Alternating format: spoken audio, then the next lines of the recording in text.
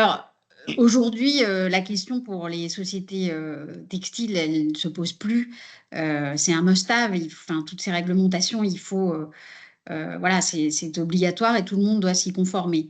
Et tu l'as dit, c'est vrai que les sociétés, généralement, sont extrêmement silotées. C'est ce que j'ai dit au début. Il y a généralement énormément d'intervenants. Et ces réglementations, elles exigent pourtant une transparence totale sur, par exemple, la composition, l'origine, l'impact environnemental des produits, et sans une data fiable qui est structurée, qui soit aussi vérifiée et qui vienne effectivement de la supply chain amont.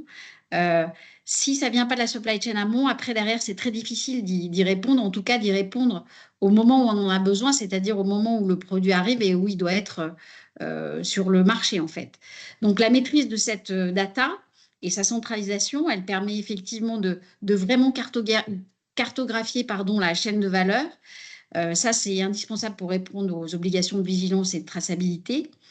Elle permet aussi de consolider des indicateurs environnementaux comme l'impact carbone, la circularité des produits, et ça au bon niveau de granularité que veulent bien choisir les marques. Et ça permet surtout d'automatiser des reportings réglementaires, ce qui évite aussi en fin d'année un travail manuel fastidieux et souvent source d'erreur. Voilà.